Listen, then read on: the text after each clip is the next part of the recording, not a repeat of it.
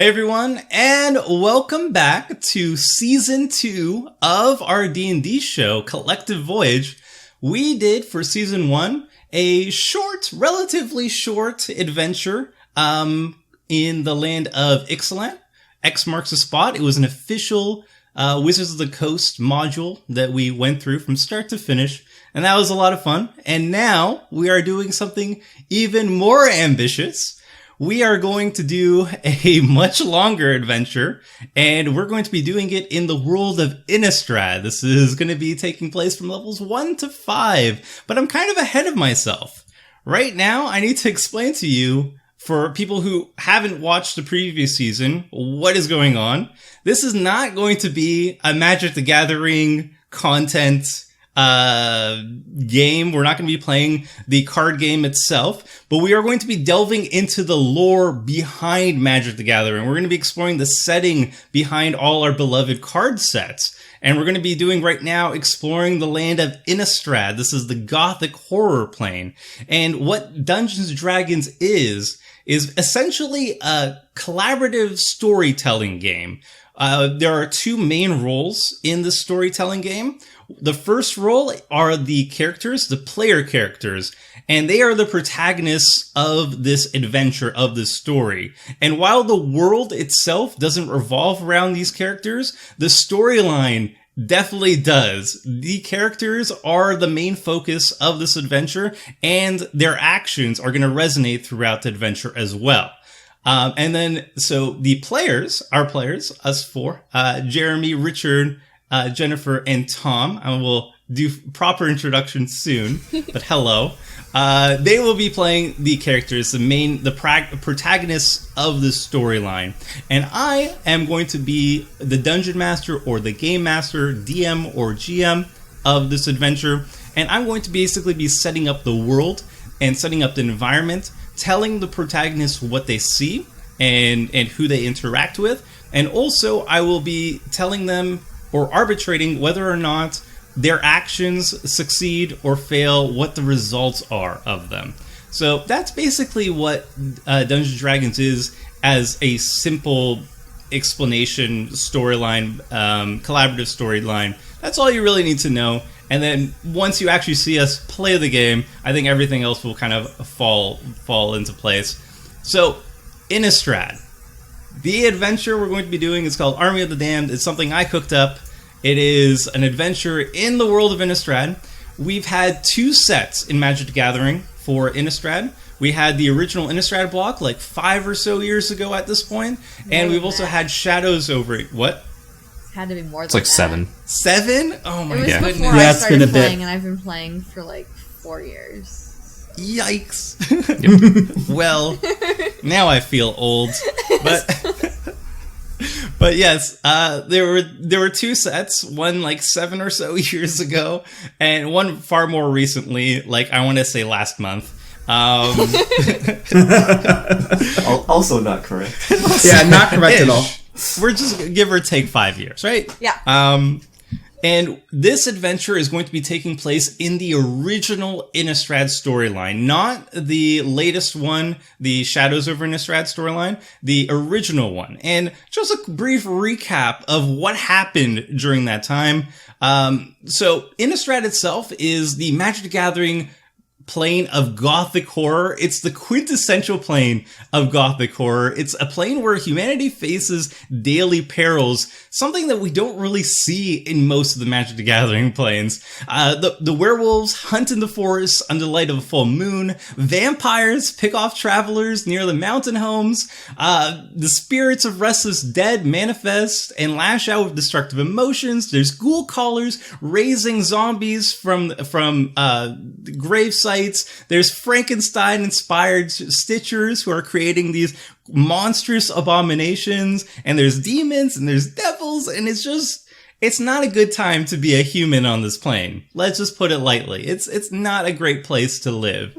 However, humans have done their best to fight back and survive. They form torch-wielding mobs that cleanse abominations of fire. They train specialized holy warriors called Cathars to strike back against the supernatural horrors.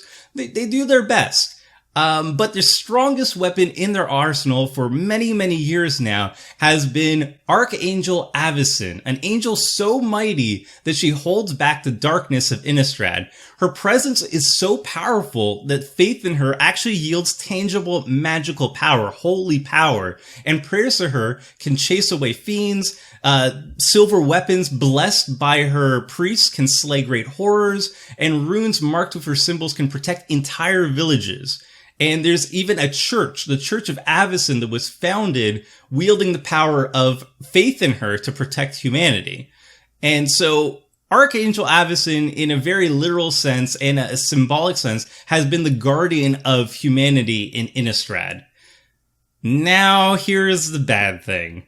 In this timeline, the original Innistrad timeline, Avacyn has not been seen for the last few seasons, and her absence has beginning to show. Without Avacyn around, the faith in Avacyn has begun to wane, and therefore the power of the church has begun to wane. The holy wards that were protecting villages, they're fading in power. The blessed magic of the church and the priests are also fading in power. And the creatures of the night have taken notice. The werewolves are attacking more frequently. Vampires are attacking more frequently. Spirits are rising from the grave more frequently. And things are getting worse and worse with each passing day. And this is where the adventure begins. The Church of Avacyn has tasked a group of skilled individuals to form a group and find one of their own. A person named Katarina. She lives in the village of Shadowgrange in the province of Stensia, which I'm going to show you over here. Let me do the little clicky. Boom. Yeah. She's all the way over there. She is a trained Cathar. She is the leader of the village's local militia. She's also known as a musical prodigy. She's also the mayor's daughter, so she has an affluent background. Very, very well esteemed person of the church. And she was tasked with, basically researching a holy relic that may be somehow tied to the disappearance of Avacyn, though the church has been very, very, secretive of what exactly this relic even is and why this Katarina was researching it. All they call it is a holy tuning fork, and they gave it to the musical prodigy to study, hoping she can understand its secrets. Turns out she was supposed to give a monthly report on her research, and she has been silent for at least 2 months now. And the church needs to find out what happened to her. And they have tasked you all, the player characters, to figure out what happened to her, and if possible, retrieve the holy relic that they've put so much time and effort to study. And speaking of the player characters, I think it's time for introductions. We have a cast here of great players who are, let's say, Dungeons and Dragons veterans, I would say. Richard? For some. Yeah, for some. The varying levels of experience, for sure. And I want to hear who you are and what player character are you running and why did you accept this task from the church? So let's start off with Tom. Hey there. So, I'm playing a character known as Jareth Brevelia. He is a ranger as far as the class is concerned. And the way that I've actually never played a ranger when it comes to D&D before. I'm always more of the attack first, ask questions later kind of player. So I'm really excited to kind of look to be on the outskirts of fights and have fun that way. The character itself, originally I get to control the map here, so I'm gonna do pans and stuff. It's gonna be so fun. Yeah. So he eventually grew up in Drost in the northern part of Kessig. As a child with his family and began finding that he was pretty good with a bow and got worked into the guards routine and would go out hunting and stuff like that with his father and eventually became part of the guardsmen. Eventually settled down with his wife in the town of Trosted when Keswick was getting more and more argumentative and bad, and there was just more attacks and more attacks. So he moved out there and kind of became the captain of a very sleepy guard. The Moors were a lot calmer than the full force of Keswick for a long time. Ended up having 2 kids, and one night, all of a sudden, his wife was kidnapped. A roving band of what he believes is the Voldaren clan came by and kidnapped her. So he knows that he needs more help than normal, especially as the captain of the watch. So he went up to Thraben, the capital of Innistrad, to seek help, to find a group of people who'd be willing to help him basically rescue his wife. He took his kids, of course, and they're with his brother-in-law, who also lives in Eastfold, kind of dropped him off there, went to Thraben, and realized that even on his salary, he doesn't have nearly enough money to hire any mercenaries. So he kind of got into basically gambling matches on how well he can shoot and how well he can shoot a bow and arrow. I always liken it to the famous scene in The Expendables. Famous may be strong, where where Mickey Rourke pins a coin on the wall for $5, but he'd be doing the same thing like a bow and arrow. And so he was slowly developing money, and then was able to petition to get an audience with the court. And they basically said, we have no proof that you'd be even able to help on this mission. So while he was there petitioning, he heard about this group of people going to save Katarina, and decided that the best way that he could go and find a group to save his wife would be to save this other person who is trying to figure out how to use a tuning fork, and kind of go on this party to make some money, and then also prove himself as a warrior, as a ranger, in order to be able to petition the church again to be able to get people to help save his wife. Excellent. Makes a lot of sense. You're moving towards the province closer to where your wife would have last been seen. Yeah. And you're traveling with some people who might prove to be capable of helping you in the future, should you succeed on your current mission. So it seems like your goals and the goals of this group kind of overlap, or could potentially overlap. So makes a lot of sense. Very nice. All right, next up, we have Jennifer. Let's hear a little bit about you. So, I'm Jennifer. You guys might know me as Mrs. Mulligan. I've been around the block for a while. So the character I'm playing is also outside of my normal... I like to run in and bash things, or, I like to be the DPS character normally. Hey! Yeah. So, I decided to step a little bit out of that. I have this cool character. Her name is Sieglinde Ettlinger. Everyone calls her Siggy. So she's very young. She's 17, but she's very innocent. She grew up in the Church of Thraben, in the actual, big church itself. She remembers sneaking into doorways in order to watch Avacyn and the other angels speak. She, has this very idealistic view of the world where, yeah, there are bad guys out there and there are zombies, but all you have to do is hold up your holy symbol and they go away. It's not a big deal. They're not that bad. No, it's not that bad. So she's coming to it from this very sheltered perspective. She's been begging for years and years for an opportunity to actually help. So she's been a priest, and that's all fine and good, but she wants to actually do something. And so they finally decided that she could go on this mission. And she's decided that, she's definitely in charge of this mission. All the people there are there to help her because she's the representative of the church. And hierarchy. Yes, definitely. The inexperienced, innocent young girl in a band of grizzled veterans will be great. But yeah, she's really excited to finally get to prove herself, and she just wants to help as much as she can. She wants to, spread the love and faith of Avacyn, and her faith has not wavered in the time that Avacyn has been gone. Avacyn's surely up to something very important and will be back. Makes sense.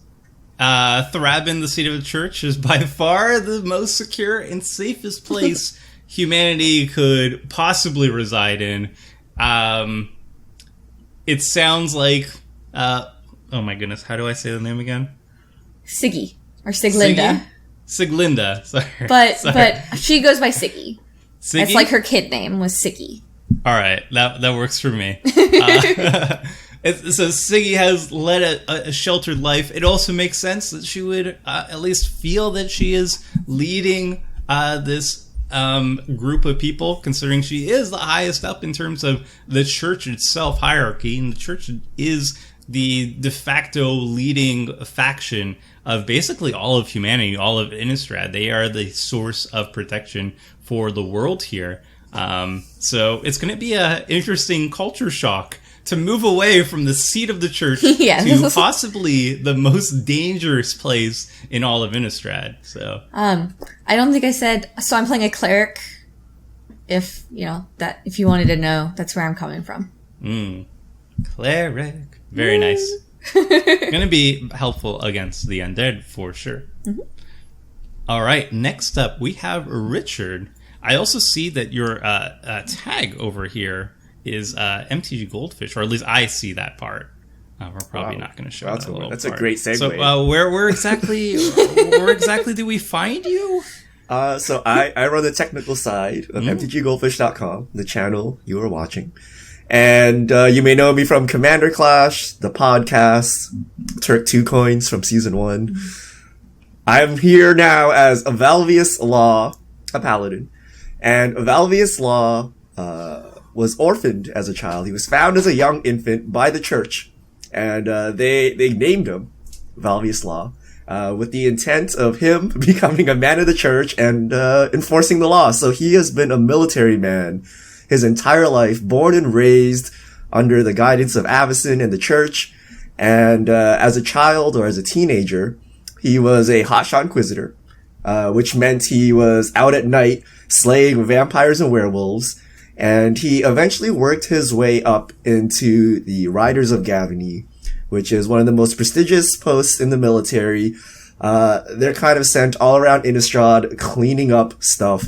And he was one of the best in the Riders of Gavony until just last year he was maimed in battle, and now he has a limp. He does not walk normally. He cannot run, and he was retired from the military forcibly. So he is now a farmer. He is 48 years old, so he's lived quite long. He's lived longer than the average human, let alone a human in the front lines. And he is farming, and he is not happy about farming. He's a military man. He does not have a family. Never settled down. Never had a wife. Never had children. Always slaying zombies, vampires, werewolves. And now that he's heard of this opportunity, he wants to prove his worth, prove that he is not kind of useless. He's going to go show that he has recovered from his injury, which he has not. But he still has enough strength, and he has enough holy powers. He is a paladin that he figures that he can contribute and figure out what is up with Catherine and lead this group to their goal. So that is Valvius Law, 48-year-old paladin. Has a chip on his shoulder, has something to prove, doesn't want to go out to pasture this way. You know, if he has to go out, he has to go out fighting. Yeah, the last name Law, which is just fantastic. He's basically Judge Dredd. He just goes out there. I was going to say, I was getting a very Judge Dredd feel from this. I mean, he was raised by the church, so even if he didn't want to do this, he was kind of forced to do this. His parents, basically, the church said, you must slay zombies. And he has a great sense of justice. His motivation for joining this is...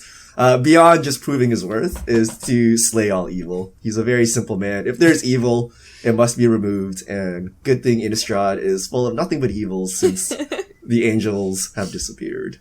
Oh my goodness. And if you want darkness, Stensia is definitely the darkest province of them all. So Mr. Law, Valvius Law, is going to have definitely everything he so desired. A lot of chances to prove himself, I feel. So very excellent.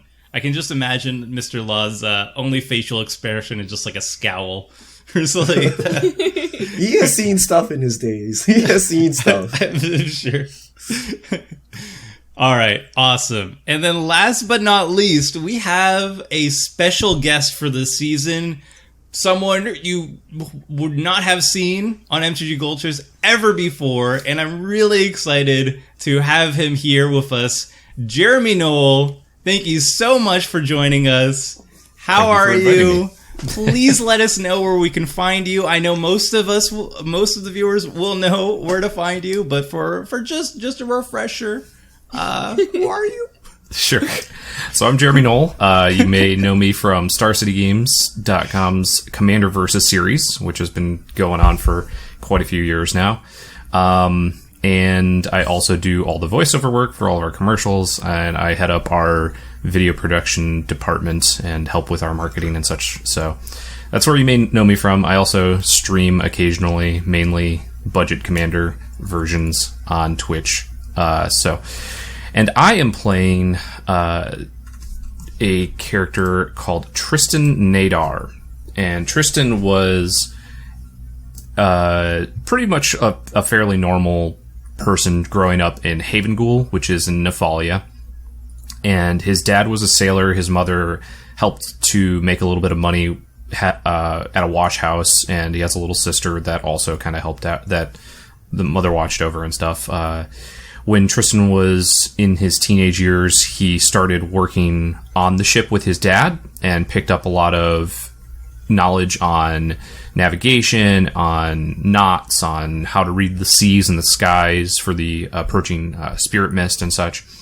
And after a while of apprenticeship, he actually got a full-time job working on the ship, started off as a deckhand, worked his way through, and eventually became kind of an understudy to his dad, who was like the navigator.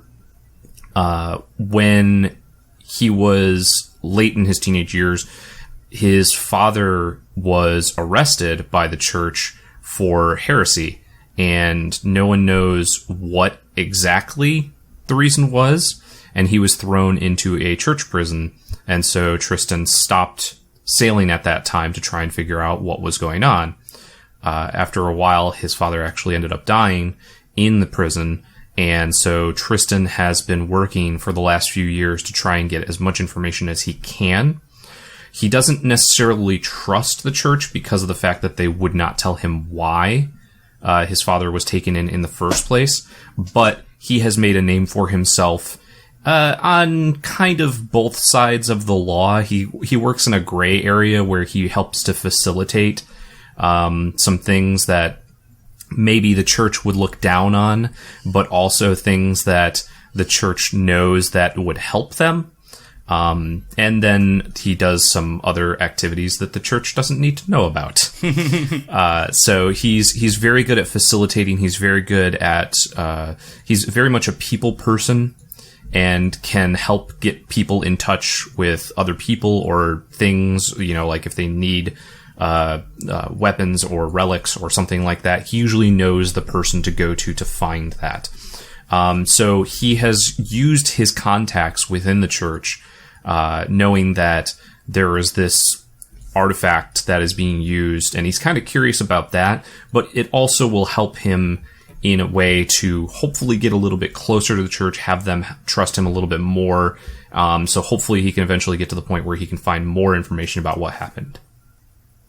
Makes a lot of sense. Yep, you're endearing yourself to the higher ups of the church. This is a really big deal for the church administration, and with your connections, you got your name placed in the right people, and they understood that you have certain skills. They don't really want to go in the whole where do you acquire the goods and who all your contacts are. They just know the results are always good, and they trust you based on the reputation that you've accumulated over the years. And you have heard over your travels, over your investigations, that there might be some sort... There's something off in terms of what happened to your father, and maybe there is some sort of plot happening in the church. Something smells funny. Something smells fishy. There is a whiff of corruption. There's a little bit something rotten in the state of the Church of Avison. So, yeah, by doing this really high risk reward mission, you will definitely get your name out to the right people to maybe pursue that goal further. So, excellent choice there. And that wraps up the character introductions. Take a look, everyone. These are the characters. Keep in mind, the backstories may or may not tie into this adventure. Who knows? We'll see. We'll have to find out. Maybe we'll find out what happened to Jareth's wife. Maybe we'll find out what happened to Tristan's father. Maybe we'll find out if Siggy learns about how bad or good the rest of Innistrad is. We'll find out. And will Valvius Law end his life as a farmer or as a heroic paladin? Wait, Valvius Law is dying this? No, I'm just, Whoa. You have a secondary character somewhere, right? Yeah. Both actions ended death there. I'm just saying. Anyway. We've all got multiple character sheets written up, right? The DM already has that for you. Be careful. Oh, wow. Excellent. All right. So, map of Innistrad. I will show you where the adventure, kind of the prequel of the adventure, began. All of you started off, you were summoned to Thrabin, the seat of the church over here. Oh. I could show this to you, actually. I'll probably just edit in the pictures as I need them. But anyway, I do have handouts too. I made some preparations. Anyway, you went to Thrabin, the seat of the church. You were called there, summoned there for a secret task. You weren't really told the specific details of it until you actually showed up. Then they told you, hey, we want you for this very important mission. Katarina was last seen in Shadowgran. She was supposed to give weekly reports through letters about this research into this holy relic, which they call a tuning fork. Leader of the Cathars, not leader of all the Cathars, but leader of the local militia in Shadowgrange. Shadowgrange is one of the most remote villages in all of Innistrad. Stensia is the most dangerous province in all of Innistrad. It is literally cut off from all the other provinces through a mountain range, and communication to that location is very difficult. So they need a group of skilled people to not just make it there, but also make it back and get the information they need on what happened to Katarina, where is their relic, can you get it back, all that stuff. So you accepted, and you made your way from Thrabin through the province of Gavany all the way to Stensia, through the Cruin Pass over here. And the journey was, it was a little bit treacherous. However, at least through Gavany itself, you didn't come across anything out of the ordinary. A couple of ghouls that you had to put down, maybe some highway robbers. But for the most part, your journey from Gavany to the Cruin Pass was uneventful. When you get to Stensia, however, things start to change quite noticeably. And first, I want to show you a little bit about what Stensia looks like. This province is the darkest province of Innistrad. It is literally blocked off from the rest of Innistrad through a vast mountain range that cuts it off physically from all the other provinces. Very difficult to climb, very treacherous. There are only two main paths into this province proper, and the safest one is the Cruin Pass, which all people know in Gavany and Stensia know that it is also being watched by a vampire family. They are called the Markov family, and they have a giant manor just overlooking this pass. And if you travel light, if you travel by yourself, odds are you might disappear. So safety in numbers is definitely the right way to go here. It is a treacherous place. The sun, there is daytime, but it is always very pale, very cloudy, very almost like dawn-ish maybe. You don't get a lot of natural light. The roads are narrow and winding, and they go through mountain paths.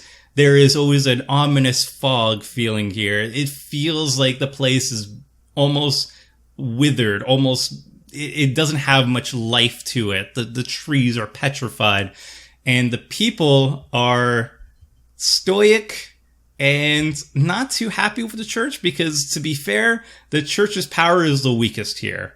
It is a stark contrast from the Gavany, which is fairly lush, fairly controlled, fairly safe. So once you go through the Kroon Pass and you see Markov Manor kind of looming in the distance, it's a stark contrast to where you were before. You end up making provisions in Silgern, which is a outpost by the Cathars. There's a watchtower, a fairly small watchtower, and there's just some farm families situated around it for protection. This is where you would pick up most of your supplies. If you had anything you wanted to pick up, I will assume that your characters picked it up over there. And you travel again along the road. And we'll go back to the map. We'll go back to this map. Here we go. So you move from Silburn, and you pass a couple villages on the way.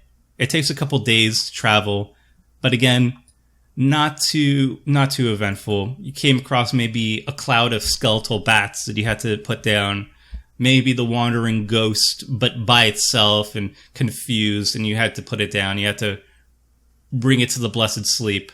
You get to restock at Corsiva. And again, things are relatively safe. You don't sustain any major injuries, no loss of life. Everything is okay-ish. And now we're at the Hofsaddle Pass. And that is where our adventure begins proper. You know that once you move from the outer valley of Stensia to the inner valley, things just get more and more, you're even more and more remote from the Cathars, from any source of power from humanity.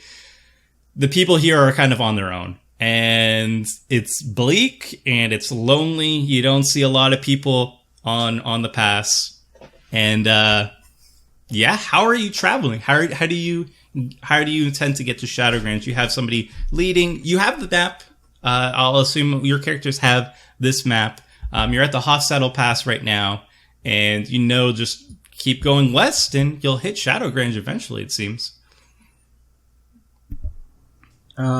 I would think we would probably have more of like a carriage situation going, like some horses. Yep, you could have picked up provisions at Silburn or Corsiva, and they would have given you some provisions. Silburn for sure would have. They are basically the furthest reaching part of the church into Stensia, and it's not a very far reach, as you can tell. It's like the most eastern part.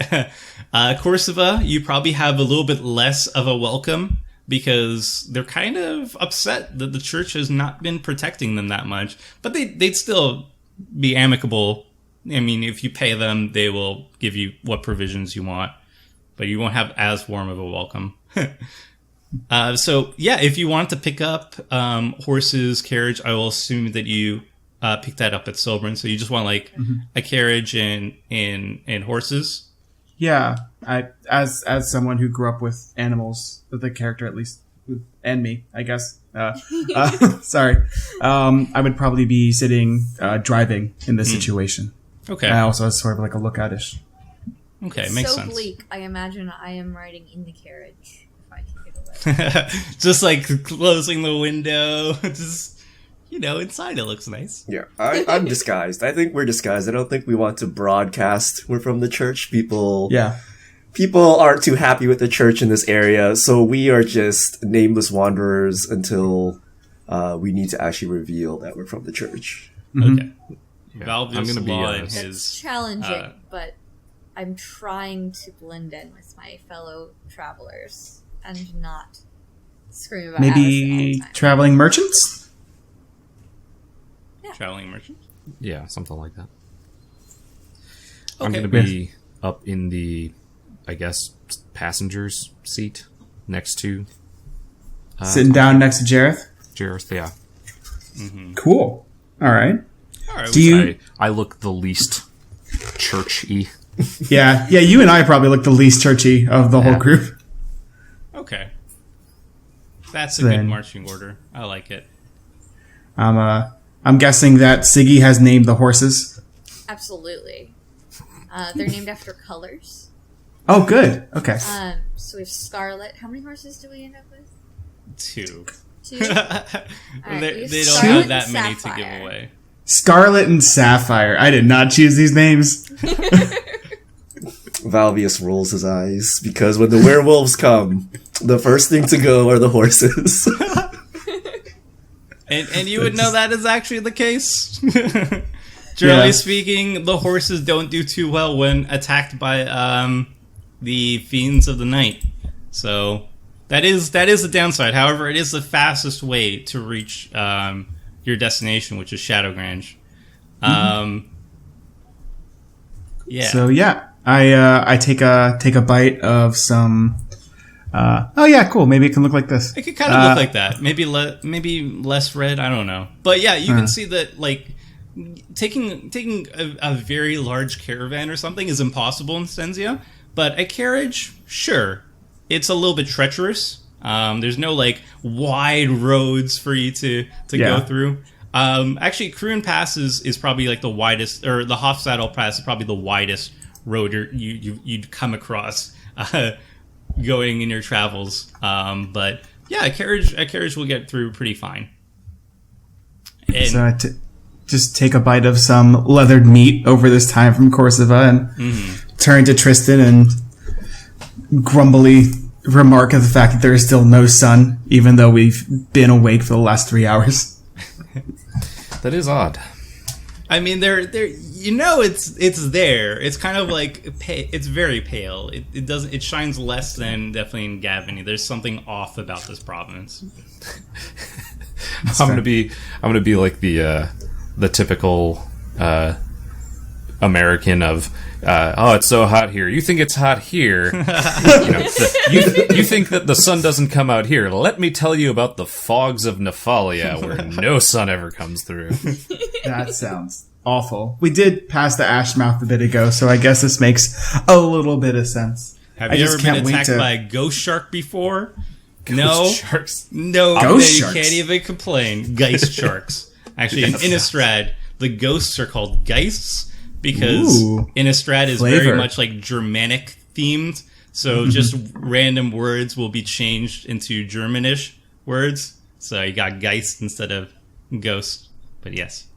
All right, so you're traveling on your carriage, and like I said, not too much eventful stuff. Nothing that you couldn't handle has happened yet. It's just like the odd spirit, or maybe a devil running across a roadside. Yes, there are devils, and demons are known to be in this province. Not anywhere else, really. But yes, you came across a little red one running across, and you put it down pretty quick. But when you get to Hofstadel Pass, you find something weird along the roadside. It seems like the devil wasn't weird. Yeah, I mean, maybe you've come across it before. Tucked between the road and the mountainside are the dilapidated remains of what appears to be a small chapel. The roof has caved in long ago. It's mostly just its foundations and just like remnants of the walls. And you see that it's overgrown with dirt and vegetation. And there's shards of colored glass from what was once a stained glass window, just littering the ground on the side. And you see also broken up pieces of rotted wood and pews. But the weird thing is, it looks like there's some figures kind of standing amongst the ruins of this small chapel, this small roadside chapel. I bang on the little divider between us and the carriage, and open up the little door and motion to Siggy and the law to take a look over to the left.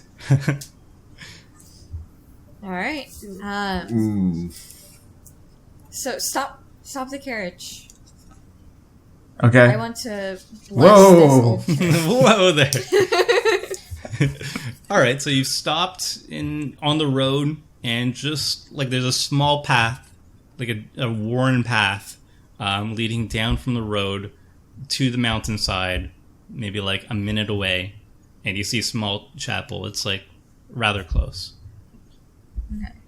I want to go up to it, and I'm going to like brush my fingers along some of the old wood, and pray to Avacyn, thanking her for the blessing that this church provided, and hoping that it can, continue to help those understand and believe in the Church of Avacyn, despite its no longer being in use. Okay. As she steps out of the carriage, I look at Tristan. I give him a grumbled, this lady and these religious symbols kind of look, and kind of vault down and try and get a good eye on what the figures are inside the church as she just walks towards it. Right. So see, you went over to it, you touched maybe one of the remnants of the wall. There's no door anymore, but maybe you touched the arch of it. And make a perception check, please. Okay. I reached for my dice. I have to actually... I mean, you can. Alright, if you want. perception check. 4. Ooh. I rolled 4. a 1. You're enamored by the shards of glass, or shards of colored glass, at the archway of the door. It looks shiny. It's nice. It's very nice. I'm I want to bend down and pick up one and store it in my pouch. Certainly. You pick up a yellow shard of stained glass, and you pocket it. It's a bit sharp. So, who else is checking out? All right. I grab my warhammer. Okay. Because those look like cultists. And I don't want to be going near them, but our young Siggy here has decided to sprint into the church.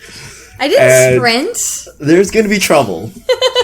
Siggy walked with purpose. could go in without asking us, and this child will be the death of us all. Yeah. So totally. I grab my warhammer and head over to where she is. Okay, so now Siggy's there, Tristan is there, or no? I'm staying up you're on top staying of the carriage for the most part, and just kind of keeping an eye out.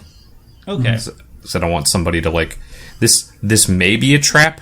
Like Tristan's weary enough of things like that he's going to make sure that nobody tries to use this as a distraction and rush out of the woods on the other side or something and try and steal our horses or our carriage or attack us. Okay.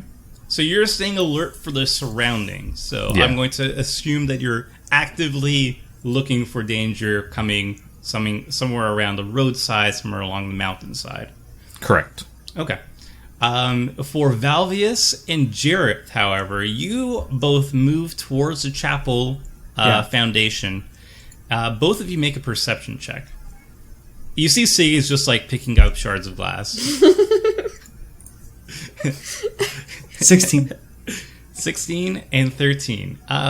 Okay. So Valvius and Jareth, both of you notice that there's two figures kind of sitting at the rotten pews with their heads bowed in reverence. It's like they're sitting in prayer. And standing in front of them, at the far end of the chapel, behind the remaining stump of what once was a podium, is a skeleton garbed in tattered priestly robes, and its arms are outstretched ceremoniously. Oh, great. And it seems to notice you as you approach the doorway, and Siggy's still kind of looking at glass. The skeleton notices us, or the figures? It seems like it's performing some sort of ceremony. The skeleton with tattered remains of priestly robes on it, and it kind of like lowers its arms, and then it points towards at you. Oh man, it pointed. I was just gonna run. Well, it hasn't done anything else yet. Yeah. With my bow, I kind of like start pulling Sig away from the church. Like, come this way, please. What's up? Back towards the carriage. Oh, there's this. What? A skeleton? Suddenly.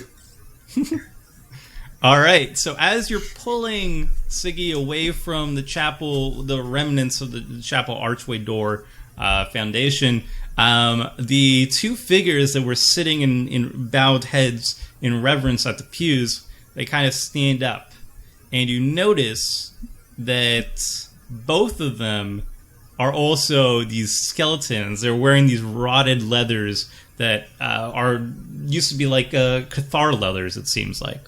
Mm-hmm. And they get up slowly, and they start shuffling towards the aisle towards you. Ah. I look at the law, and I give him a head towards that, and I guess it's this kind of stuff again. So there's 3 skeletons in the room? Yes, one wearing priestly robes, one wearing the rotted remains, or 2 wearing the rotted remains of a Cathar uniform. And are the skeletons coming towards us or towards the priest skeleton? They seem to be interested in you. The priest skeleton's pointing at you, Valvius, and the 2 other skeletons are getting up, and they're moving towards you. And you see them, both of your perception, 13 and 16, you both notice that they do have rusted short swords in their hands. Oh. Okay. Well, in that case, I am going to draw my warhammer and start backing up to see if they're actually going to engage us or what they're doing, because while the man of the law, I don't want to get into a scuffle here if we don't need to, but I also don't want to die to skeletons, so I'm going to see what they're doing. Okay, yeah, they're definitely moving to engage, it seems. Okay. Do I notice any of this? Yeah, you're scanning the area, so let's make a perception. Maybe if you roll very poorly, then you're looking the other way. Yeah. Huh. Wow. I mean, you'll probably notice in the first round, I would say. Okay. So as we're backing up, I kind of pull Siggy behind me, and I would yell at this point for Tristan and be like, "Hey, we've got an issue," and then I would draw my bow. Okay, then you notice. All right, we're gonna have to move to combat then. Oh, is that a man or a skeleton? It's a skelly. Skeleton faces. Skeleton man. Let's zoom out. Initiative. Aha. So Jareth tucked me behind him. Yeah. Right click, add a turn. Okay, so Add I think turn. we can Add roll turn. initiative like this.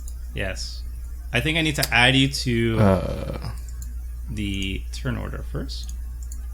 Okay, I'm Oh. on there, so roll initiative. 15. Hey, we did not Valvius start is a the bit campaign slow. out well. Our first die roll was a nat 1. Alright? Just Wow. letting everybody realize that this moment. My leg is acting up today. I'm not the freshest after a long journey. You got a leg spasm. You've been sitting in the carriage all day, and your back is aching too. You're not recovering like you used to. All right, top of the order, it's Jareth. You see 3 skeletons two in the rotted leathers of a Cathar uniform, and one standing behind a pew in ceremonial priestly garb. And they are just in the wreckage of what used to be a chapel. Most of the walls are gone. The roof is long gone. I yell at them to stand down and prepare a attack with my longbow if they decide to attack. Okay. So you ready in action to attack if they move forward at you. Exactly, yeah. Fair. If this guy if this Cathar moves forwards towards us, that guy, then I'm gonna shoot him with an arrow. Now I have to remember how to delete that. I think you can click it. Yeah, there we go. All right. So you do. You ready your bow. You knock an arrow. And I yell at them not to come any closer. Okay. And you do that, and it's now Siggy's turn. You've been pulled back. You've heard from Jareth that there are some skeletons coming, and you see him readying his bow. Okay, I am going to pull out my holy symbol and go ahead and cast Sacred Flame on the priest. Excellent. Because that's wrong, and priests should not be undead. So I do 3 radiant damage. 3 radiant damage. And if the spell save is 13, so let me roll.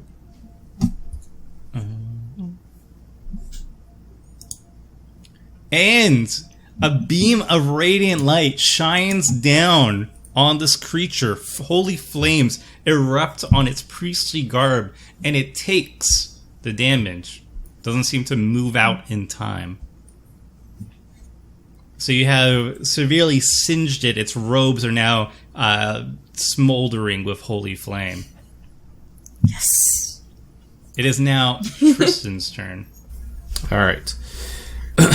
So I see these undead menaces. Yes, you are aware of them now, especially because Jareth yelled out. Yes. So I know that this is where the main conflict is coming from. So I'm going to get down from the carriage. Is there any sort of impediment on my movement for that? I would say that would be a difficult terrain just to get off. Okay. But you can reach the group in one movement, I would say. Okay, so it'd be 10 feet here. This would be 20, 25-ish. Yeah. I'll stop my movement there.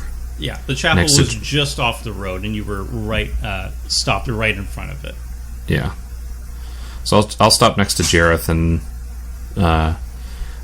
just kind of, come up to him with my rapier drawn and say, "Is this all of them?" As far as we can see, yeah. All right. Excellent. It's okay, guys. We'll just take them out. And now it is their turn. The 2 skeletons, because Valvius... They didn't get below 0 or below 1? They did not go below 1, shockingly. Rigged. They've moved forward to the closest option. And since both of you are relatively close to this one, I think it will just move right over here. And it's going to attack Jareth. It's the what was once a Cathar moves swiftly, unencumbered by, flesh and stuff, moves swiftly over to Jareth and kind of wildly, almost drunkenly, swings its short sword at Jareth. And rolls, and I will add this later, but what is your armor class? 14. And it hits you. Ouch. For 3 slashing damage. As it cuts you, slashes you across the chest, cutting through your leather armor and leaking some blood. The other skeleton. As he comes in to attack. Oh right, yeah. Sorry, it'll trigger my action. Yeah, you would have done that before it attacks you. I'll shoot at him with a longbow. Right. 14 to hit. 14 does hit. Okay. So it would have been Dealing there. 11 piercing damage. Woo! All right.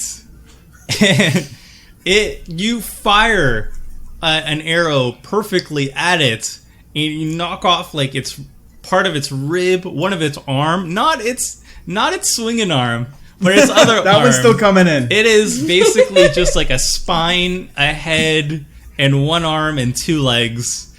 And dilapidated leather armor, just kind of now just dangling on its weird frame.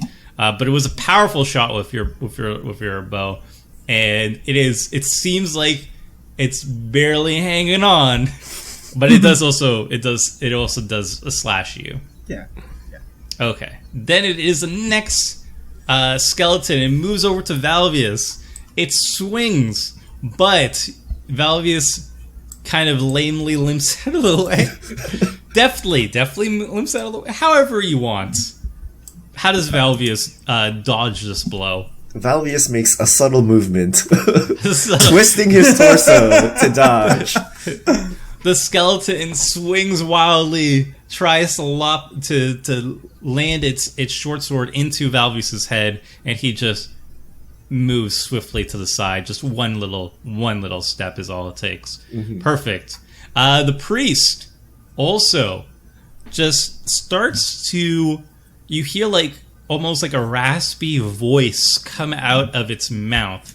It doesn't have a tongue. It doesn't have windpipes, and yet there's this weird rattly exhale of an incantation, and it aims a holy light at Siggy. And make a spell. What is your wisdom save? Do you want me to roll a wisdom save? Yes. Yeah. Yes. 11. 11. And you take 2 holy damage as a searing holy beam of light sears your flesh, and you probably haven't felt this sensation before, being hit by holy light from an undead of all things. But it does happen, and it sears you. All right, it is top of the order, Jareth. Oh, well, the law. Wait. It's time for the law to strike back. The law. Sorry, the law.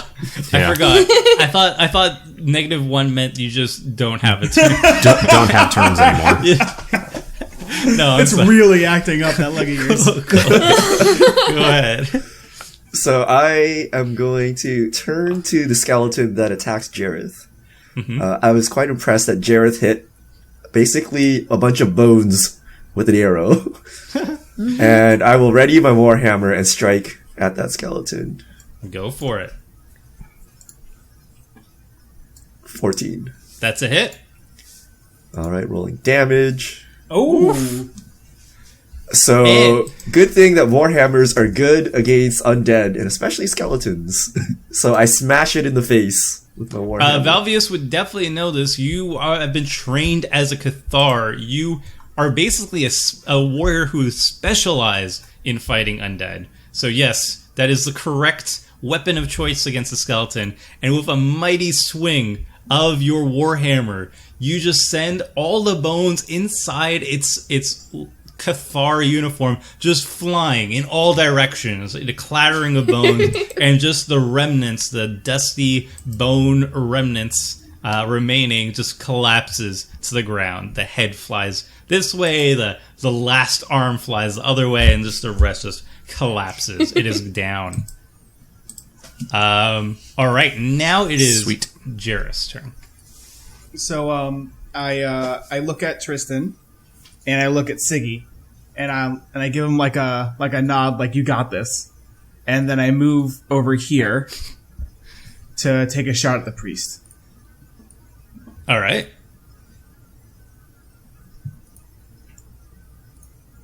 Seven to hit.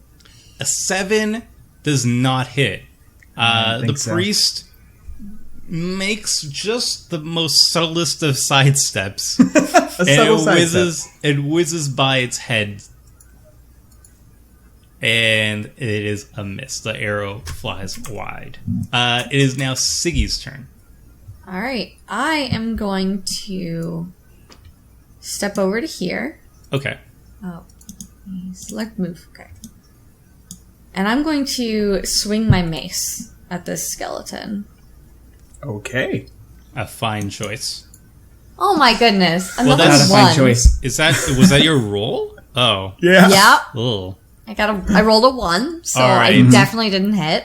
So with a nice overhead swing, you try to hit the skeleton right in its skull face, but you smash your mace instead inside the rotten pews, and you get a little splinter. It doesn't deal damage, but it stings. Just annoying. It's an ouchie. All right. It is now Tristan's turn. All right. Tristan is seeing that the law, who is obviously injured, and Siggy, who is obviously young and inexperienced, are trying to take this skeleton on, and decides to take matters into his own hands and is going to come up around the behind it on the other side of where Siggy is. Probably actually like more here, and then gain or attack with a rapier, and I believe I'm trying to remember what sneak attack actually requires. Once per turn, you can just deal it. Yes. If you have advantage on the attack roll. If you have advantage, or there's a special clause. So whenever you have advantage, you can always do it. Or if you have an ally Within that is, 5 feet. Exactly. Yeah. Yes. So Yeah, you that's do what I have thought. you do qualify. Yeah, I did want to make sure that it was not just the advantage. I thought it was the as long as I have an ally within 5 feet. So I do get the sneak attack if I hit. 5 feet So of the I'm- monster. Yes. I'm going to attack with my rapier. And Hey! I rolled That is a 15. definite hit. Cool. So I get... it does not look like I can just click sneak attack damage. I don't know. Ooh, you so can. There. Oh, no. Oh, it you just can. comes right up. Sweet. So there you go. So that's 7 total. 7 total. Nice. You move up behind the skeleton. You move like in the other pew row behind it, and you stab it while it's focused on Siggy, and you cut through its cathar. You pierce easily through its rotted leather armor. You crush parts of the rib cage, and you hear the clinking of bones just falling out of its cathar armors. Look at me. I'm a bard. Stab. And yeah, it looks less whole for sure. More whole. More Yeah, more whole. Whole. Yes. So, Excellent. okay, yeah, it looks like I just have a check box that's next to my sneak attack, which I can toggle on and off if I actually have sneak attack. So that's cool. Yeah. Thanks, Roll20. Most often, yeah. This client. Once we all get the hang of it, oof, it's fun. And speaking of fun, it's a skeleton's turn. Let's see. Who does it attack? 1 for Siggy, 2 for Tristan. Siggy! All right. It attacks you, and... Ooh, what's your armor class? 18. What? Wow. I'm in full plate. Or Oof. I'm in, Full where's play. on my thing? Yeah, wow. I'm in heavy armor. Okay. I was going to say, So full probably plate, like the, chainmail and a shield? Yeah, chainmail, I think is what it was. Where is It's it? probably... Church really went all out to protect Yeah, you. Siggy's dressed Yeah, just I like know. me. Remember, like, I she's don't own it, very I'm borrowing inexperienced. it. Right? It belongs to the church, but we found some that fit me, and that's what I'm wearing. Yeah, Thrabin, doesn't everybody have a full plate armor just hanging around? I thought that's just like a just hanging normal out. thing. Oh, man. I thought every village in Innistrad has a... Secretly, they gave her the children's full plate practice armor. Oh, chainmail. Yeah. Fair. So, it It does strike you, but it does nothing. It bounces off harmlessly Nice. off your heavy armor. My chainmail. Your chainmail. However, the priest will fire off at Tristan another searing light. Please make a wisdom check. As a beam of holy light just emerges and Hey! Rolled really well. There you go. I think that's 0 damage then. Yes. Zero damage. You see a beam of light just start emerging in front of you, and you look at it and you just will it not to sear your flesh. You're like, It's like, no. none of that, please. None. Yeah, none of that. Not happening. All right, that was them. It is now Valvius's Law's turns. Or right. is it? I will swing a backhanded blow with my warhammer to the remaining skeleton in front of me. Oof, that hits. 16, roll for Yep. damage. Oh my. It has been not injured yet. It No, it took a hit sneak by attack. Jeremy. Right. Oh yes, it did get sneak attacked. Yes, it explodes. You just see bone dust. You see bone dust going everywhere, and then just the Cathar rotted remains of the Cathar uniform just falls to the ground, or it hits a pew. It's gone. It's done. It's deaded. All right. It is now Jareth's turn. There is one skeleton remaining, sitting at the podium. I get up on a pew over here and take direct aim at the spinal cord of this thing and fire a shot. Okay. Oh, that's a glad I crit. said all those things. That is a crit. You have to roll your damage dice twice. Oh, it did that for me. Oh, Nice. Good job, roll 20. nice. I feel like that's going to be Great. this whole thing. So deal 15 piercing damage. Yeah. How do you want to take out the skeleton, Jareth? So I'm really embarrassed that I missed my last shot. So I get up on this pew and I just draw down directly below its chin and unleash a long silver-tipped arrow. And it whizzes through the air and separates the head from the top of its body. And it kind of like does one of those like weird like skeleton thingies. It just kind of like rolls around for a bit, like Yeah. looking for its head, and then just kind of falls over. It's like a chicken with its head cut off. It's like looking Yeah, around. And it's just then- like looking for it, and then just the magic kind of fades from it Yeah. and just crumples to the ground. fair. And it goes down. The skeletons have all been defeated. The sound of battle has subsided. If I decide to put in music in the background, we'll find out together. Dun, dun, dun, dun, dun, dun, dun. Yeah, maybe I'll add that. Who knows? No, that would be copyright. Not if we sing it. Yeah, we'll sing it. All right, and the chapel is quiet once more. I scavenge around to pick up the arrows that I loosed. Okay. I say a prayer to Avison, thanking her for her help in slaying the skeletons that were imposing as priests and Cathars. Mm. So I'm gonna head over to the priest that fell there. Yeah. He was robed as a priest. Does he have any Yes. holy relics on him or his remains? He does. He has a symbol of Avison. They look like prayer beads that have been wrapped around its bony arm. Wooden prayer beads, and just like at the end of it is the symbol of Avison. So I pick it up and I ask to Siggy, or I show Siggy, these were once human. What has become of the church here? They have become skeletons. It makes me really uncomfortable. I don't know. What do you think could do something like this? This is horrible. So Valvius is a man of the church. He should know what has happened here. He has right. I a was lot of gonna- religious knowledge. Do a religion check and see. Fair. Okay. I rolled a 2. I mean, you would both know what happened here, because in all of Innistrad, the people who die, the deceased humans, often do not just stay dead. Either their spirits will return their spirits will return as geists.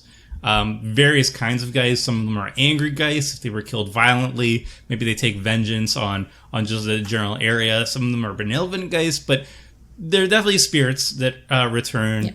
Yeah. Also, sometimes the bodies of the deceased will be inhabited by an evil spirit itself, or the spirit of the deceased itself, and return as a restless dead. Maybe it continues what it did in its past life. And you also know that what people want the most, Innistrad people want the most, because the dead so often return to the plane of the living as undead. What people want the most in Innistrad is to sleep eternally. They call it the blessed sleep. And what that essentially just means is you will, when you die, you get to stay dead and undisturbed forever. So that is like a big thing in Innistrad is to attain the blessed sleep. And a lot of the church's time and focus, there's an entire branch dedicated to it, is just to make sure that people stay dead and undisturbed. And with Avacyn being gone, the holy wards that the church, the holy magic that the church always employs is weakening. It's worse than I thought. They keep... Even priests are being risen? So is there anything we can do to bless these bones and have them buried forever locally? You could make a religion check. All right. I'm going to check these other two skeletons while they're doing that, too. Okay. Do you want to also check the general area?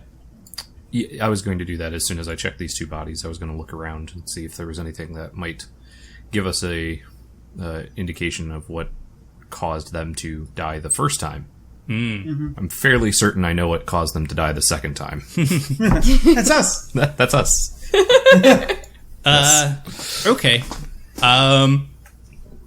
So as Valvius is ruminating on what he can do to lay these restless spirits to eternal blessed sleep, Tristan goes along the bodies and searches to see what was the cause of death. So you can make a medicine check or a perception check. If medicine check, if you're looking for signs of wounds, like figure out if they were killed before their time or what have you, or if perception, if you just want to look generally to see what happened to them, what they have on them, and stuff like that. Perception. All right. With a massive 21 perception. You go through their belongings. They have what amounts to 1 gold on each skeleton. There's other currency, but I'm going to just say in this Innistrad world, they just have one currency and it's just gold to keep it simple. So okay. they have 1 gold piece on both of them. And you do notice that there's marks on their necks, like these little piercings on both their neck bones. Okay. Like vampires? Probably. That is an appropriate thing to draw. As I'm looking around to pick up my arrows, do I notice anything else in the chapel? Make a perception check.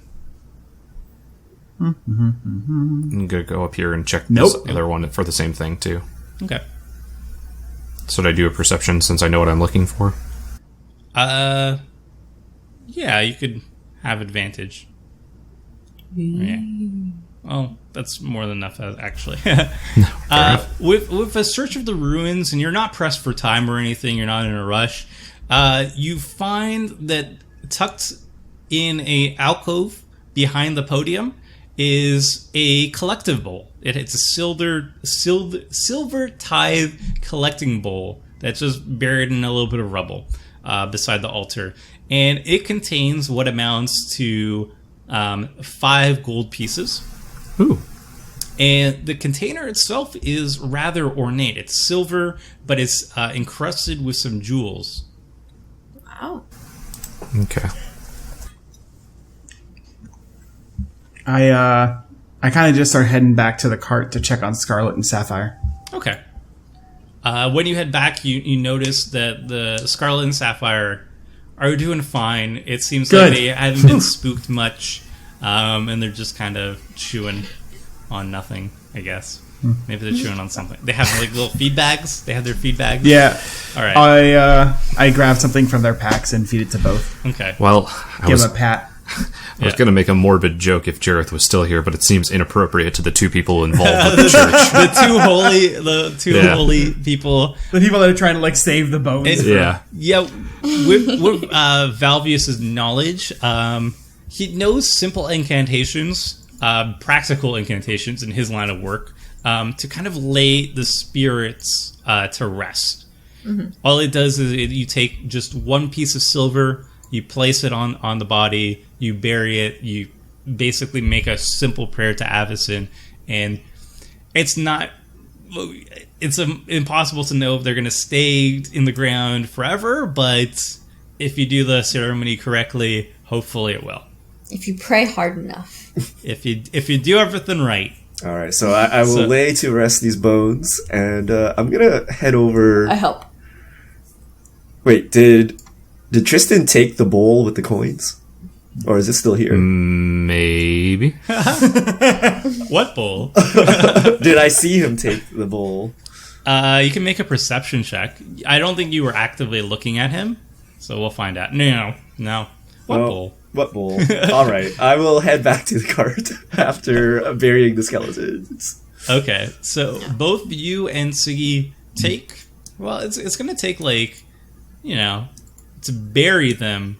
Maybe take 30 minutes, at least an hour. So if you dedicate, do you dedicate an hour to bury them and give them the rites and everything? Yes.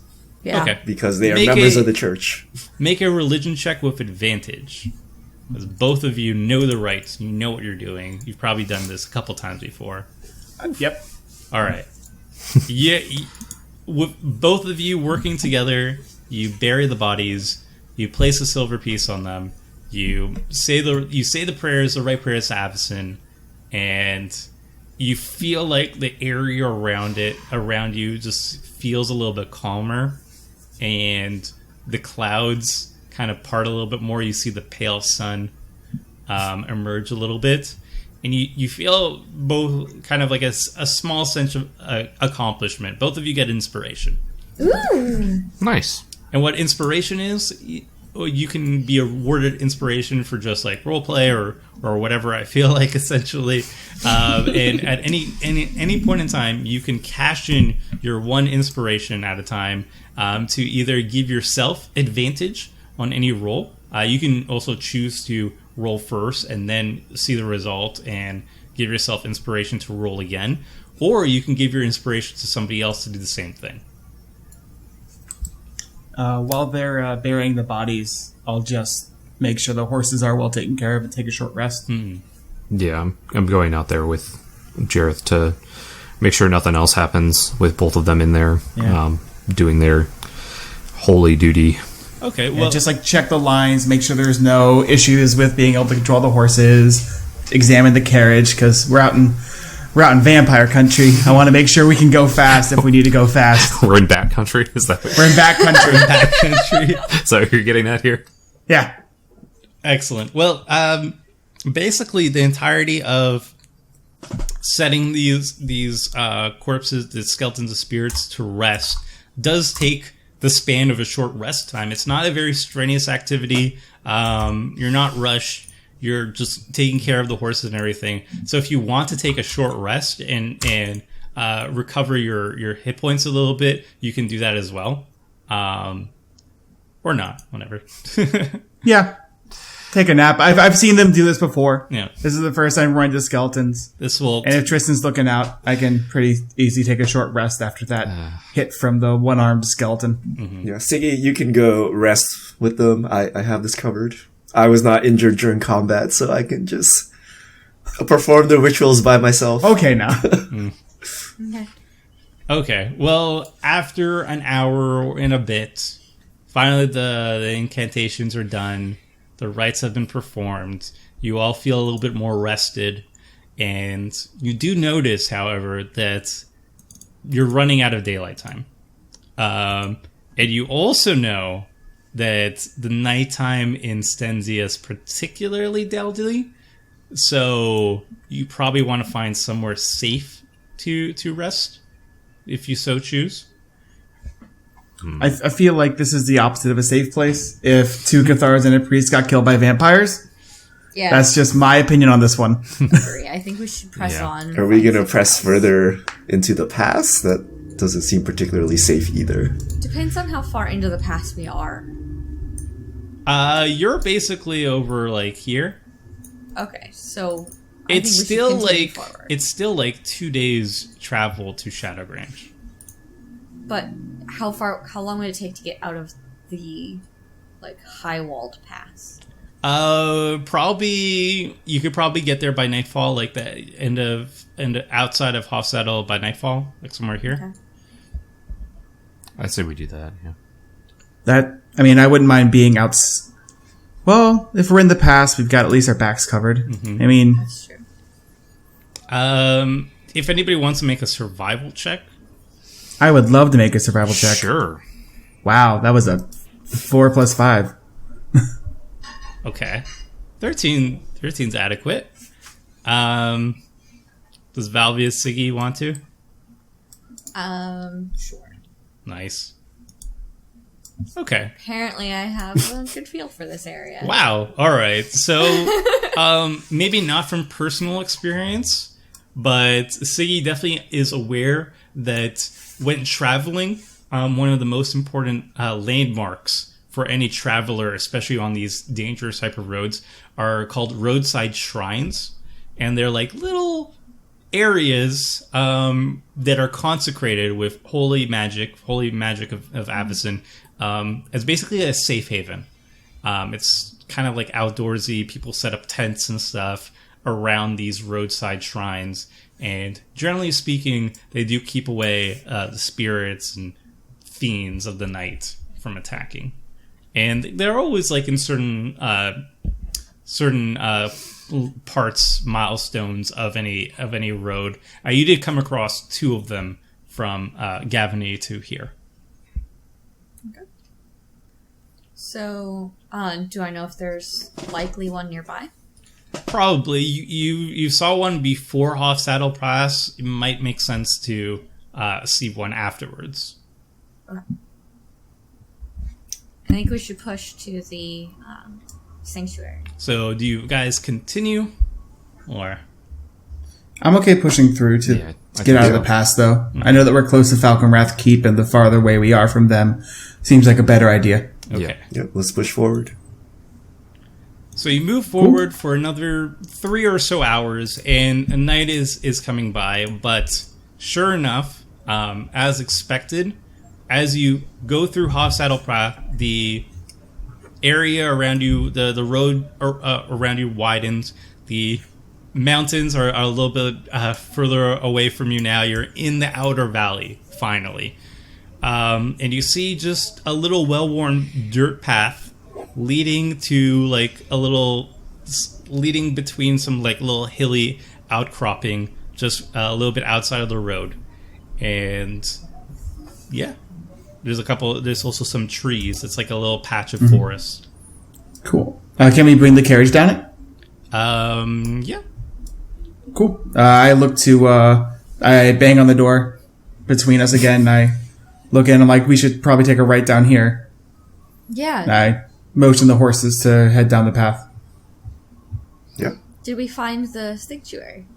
Mm-hmm. So, when you go down the path, just a little ways away, tucked in a little bit of little rolling hills and a patch of forest. Just there's a clearing right in the middle of all of it, and you do come across a roadside shrine.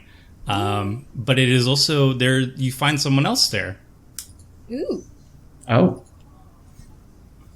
This guy. You see travel preparations. another person praying at the roadside shrine, along with his horse. I put on my priestly facade and I say, "May the blessings of Avison be with you." Do you say this like from the window of the carriage? No, just to the guy praying on the side? Just like, hey. Blessings of Avison. Blessings of And Avison. the person seemed like he was very focused on praying. He was mumbling some incantations, and when he looks at you frightfully, he turns around, he like does a little startled jump, and you see that he looks very frightened. It's a person who's dressed up in like shepherd clothing. And I want to get out of the carriage. All right, cool. I bring it to a stop. Whoa. All right, so I just got out of the carriage to talk to this spooked man who is praying desperately.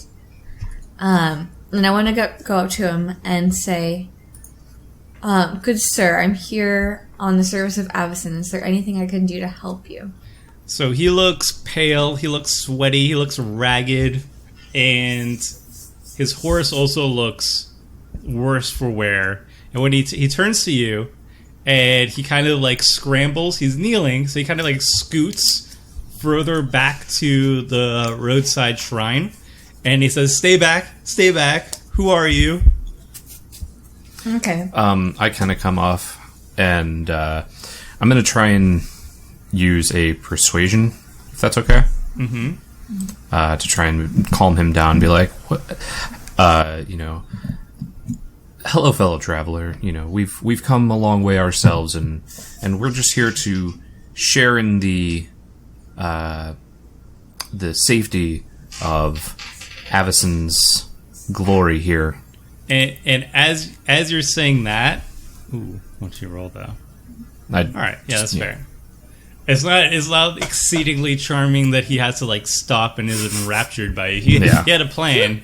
As you start talking, he takes a wooden symbol in his hand. He like rummages in his pocket feverishly, very frantically. Takes it and he just like chucks it. He's like, "Ha!" and you notice it's well, as it's flying with your At me, yeah. At you. Do you want to dodge it or anything? Yeah. It's a small symbol, wooden symbol. Yeah, can I just do like a... What would you like me to... Would you like me to roll anything? Because I'm just going to dodge out of the way of it. Dexterity check. General dexterity. Yeah, you can easily dodge it. It's just I'm like... pulling out my symbol of Avison as well. Okay. So he threw a wooden symbol of Avison at... So I look back and see it's a symbol of Avison. Tristan. All right. And So what does Siggy do? So I pull out my symbol of Avison, hold it up, not very non-threatening, very like priestly welcoming, Okay. like I've done for much of my life. Okay, and he eyes you warily. Yeah, so I also get off the carriage and pull out my symbol of Avison to show it to him. And he looks at both of you and says, "All right, you have the symbols, but who are you? Why are you here?" Greetings, traveler. We are from the Church of Avison, and we are on our way to Shadowgrange. May we help Shadow. you? We're going to Shadowgrange, right? Yes. Yeah. Yeah. Can we be of assistance to you? He looks at both of you, and well, you're not wearing your traditional uniform, right? No, I'm cloaked, but I did pull out Yeah. my pendant. Okay. So he sees both of you holding the pendants, and he calms down just a little bit. He still seems a bit skittish. And he kind of positions himself behind the roadside shrine. So the roadside shrine is between you and him, like the tree stump with the holy symbol kind of built into it, is between you and him. All right. And he says, "You're from the church? The church never comes this far into Stensia. Why are you here?" Well, in fact, you're correct. We very rarely come this far into Stensia, but we are on a mission to help someone in Shadowgrange and to do good along our route, along our road. Okay, well, I suppose you can rest here with me. You can make tent or whatever you have on one side of the clearing, and I will stay and keep to myself over here. This guy doesn't seem very convinced, so I actually pull off my cloak, revealing my chainmail, which is adorned by the church's symbols and whatnot. So it is very clear that I'm from the church based on this armor, or Right. at least I looted it from someone, but he doesn't know that. But it looks very churchly, so I do that hoping that he will be at ease. Okay, he immediately recognizes the uniform. It's like just the official uniform of the Cathars, and he seems a little bit relieved. He's like, yeah, you seem to be who you claim to be. A Cathar this far out in Stensia. We don't have a lot of Cathars moving along here, or at least that's what I'm told.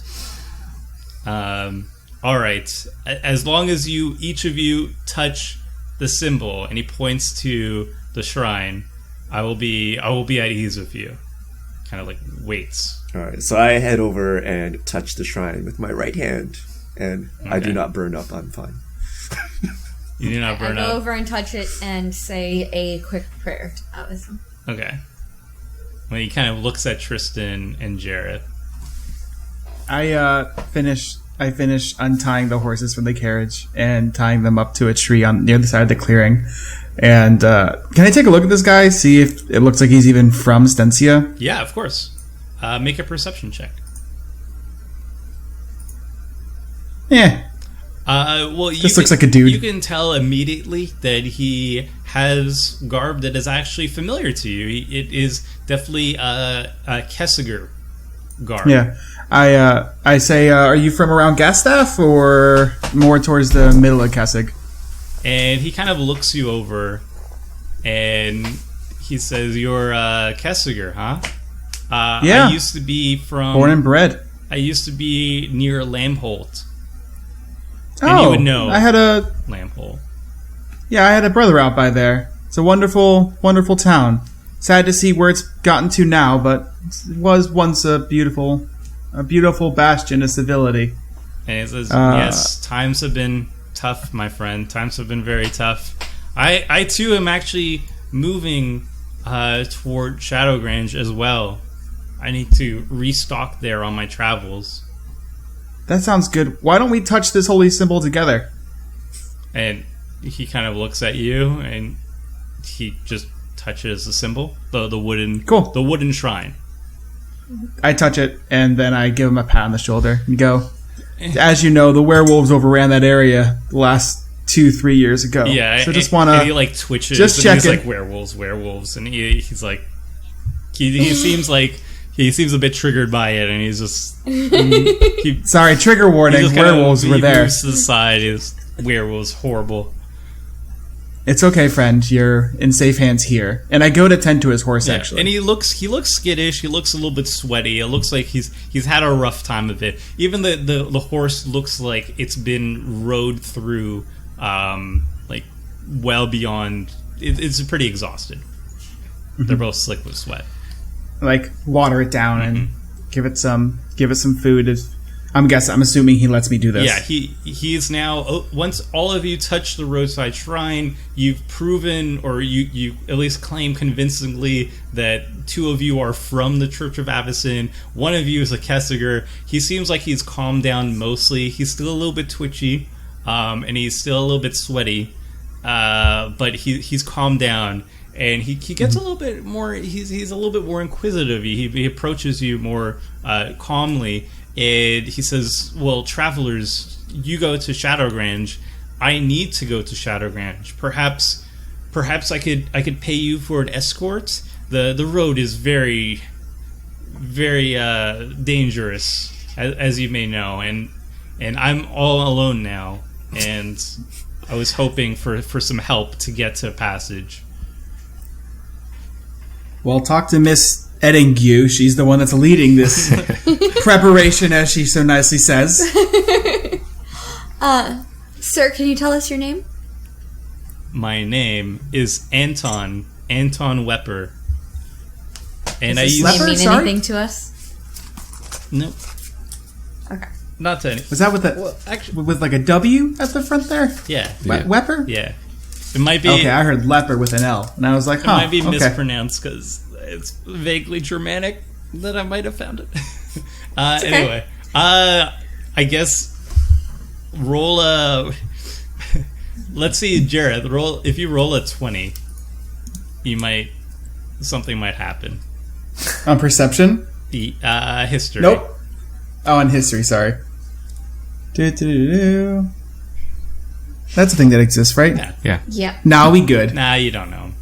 Okay. He's from Lamholt. There's a small chance that maybe because you're not even from Lamholt, you're from Gastow. Yeah. If you were from Lamholt, you probably know him, but your relatives there.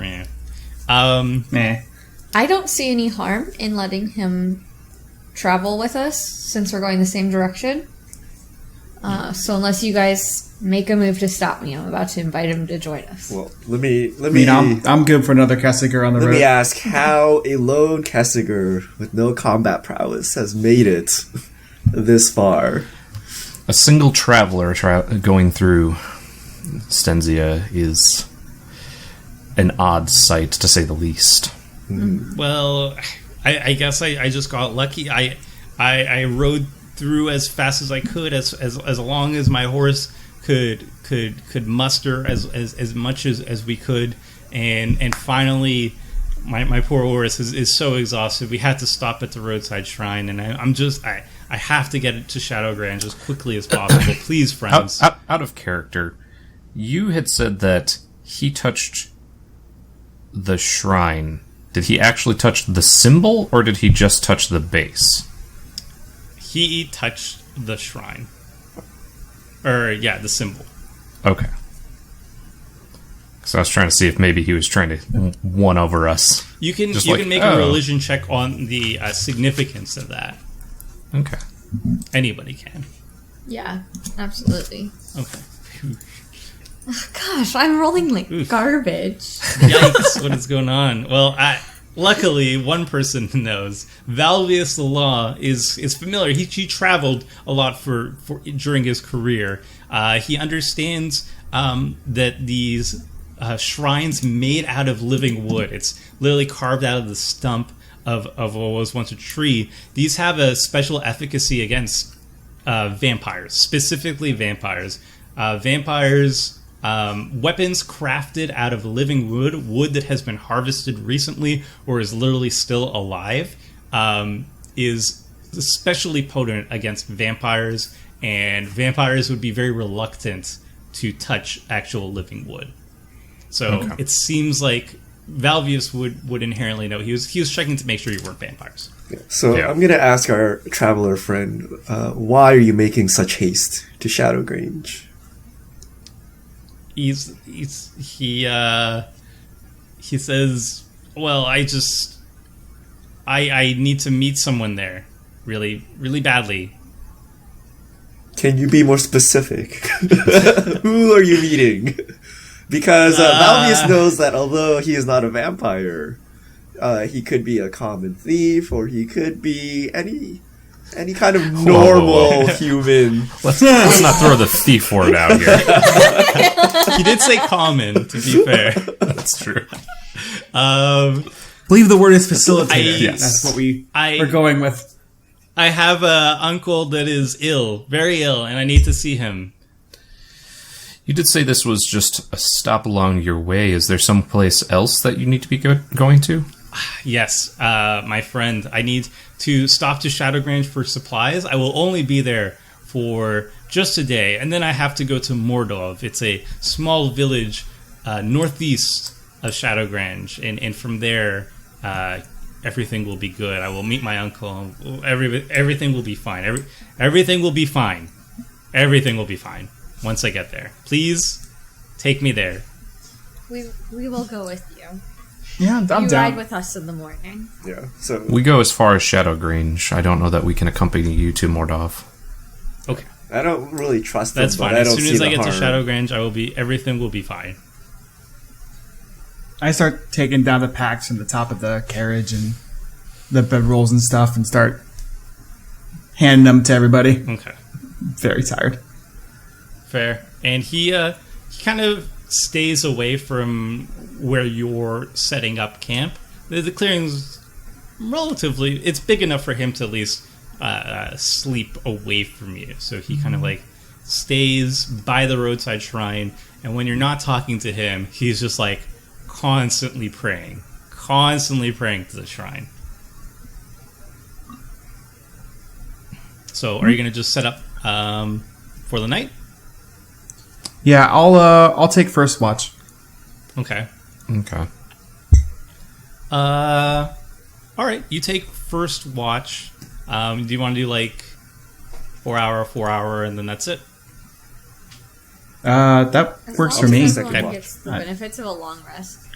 Okay, Yeah, so you set up camp. You take off your armor. You get ready for some rest, and Jareth, make a perception check. There you go. I mean, you're scouting the area outside the clearing for any danger, anything moving around. Not a lot is going on. Honestly, it's weird to you as a Kessiger to see so little amount of life around this area. Like, it's very different from Kessig. You hear some movement, bats moving around, insects and whatnot, but like not a lot of movement at all. And throughout the entire time of your watch, there is Anton just praying, and every once in a while he'll just look up at the sky and then keep praying. So while Anton's praying, I kind of shuffle over to him and take a seat across from him, and kind of whisper a few words, telling him that he's going to need to rest up if he plans on getting to Shadowgrain safely. He kind of like gives you a weak smile, and he says, "My friend, I appreciate the concern, but I need to pray. I need to pray for everything for my uncle and everything." I hear ya. You're literally in the presence of a priest. Like, we're good. It'll be okay. If you don't sleep, you're going to be much more of a hindrance than a help. And I'm sure that we could use the extra hands on this journey. And I give him back the symbol that he threw earlier. Okay. To hold over his chest. Okay. You can roll, and then kind of like tuck him in. Tuck him in. So he has a bedroll. Yeah. You know what? Fine. That's fine. He agrees. So he says, like, forcibly tuck him in. Like, we're just gonna go and to sleep. He makes sure now. His side is like viewing the shrine, and he's like in his side. He's holding his little symbol. Yeah, he has a little symbol in his hand, and he's just like praying as he's resting on the side. Because I think this is something that Tristan would do, and probably know based on his sailing past. Am I aware of what phase the moon is in? Yes, you would need to know that. And you know that I'm not really good with phases myself, but you know that there is going to be the next full moon is going to be happening tomorrow night, so it's almost fullish. Great. It was a good time to go down here. Curiouser and curiouser, Tomer. It's a waxing. Is it growing? So it's a waxing moon, basically. Yes. It's whatever the night before the moon is full. Whatever moon is called. I don't even know if Innistrad has an official name for that. I don't know. All you know is for sure it is that night, and the next night is for sure the night of the full moon. Jareth, your watch has gone by uneventfully. Yeah, I make sure he's tucked in. I go to the law, and I wake him up a bit, and I'm like, "Hey, I'm gonna go get some sleep. Okay. I believe you offered to get the next watch." Yeah. Yep. The law has not been sleeping. Because someone has been mumbling prayers all night, so I might as well get up and put my armor back on and take the second watch. He's sleeping now. Do you want me to try and wake up somebody else? No, it's fine. Is he sleeping now? I don't know. It's maybe just you're deliriously. 99% sure if you check up on him, He's not audibly mumbling, but you see his mouth is still moving in prayer, and he's just like feverishly staring. He's dream praying. His eyes are wide open, and he's feverishly staring at the symbol. And he's kind of like rocking a little bit, but he's not speaking anymore. So there's baby steps. I jump up onto the carriage and snuggle into my bedroll and go to sleep. All right. So Valvius is up. Jareth goes to sleep. Valvius, roll a perception check if you want to keep watch. Nice. Hey! It's adequate. We're just as good at each other. Do you? Oh, by the way, do you have a campfire going or anything? Yes, we have a campfire going. I would assume. Yeah. Yes, we do. So you, in the illumination, you do see Anton is wide awake, staring feverishly at the symbol. Otherwise, not much else is interesting. Yeah, just continue to keep watch. Yeah, and the All night perfectly normal. the night passes uneventfully. Dawn finally arrives. It's like the weakest dawn any of you can imagine. It's up. The road is illuminated, but yeah, it's a very pale sun. So as everyone else prepares breakfast, I'm going to basically run a small church service in front of the holy symbol, or the tree thing. Okay. I'm gonna go brush down Sapphire and Scarlet and the guy's horse and get him ready for the journey. Okay. Anton eagerly joins Siggy in the service. So just he sees her starting to set up. He's like, "Oh, this is great, excellent. Praise Avison."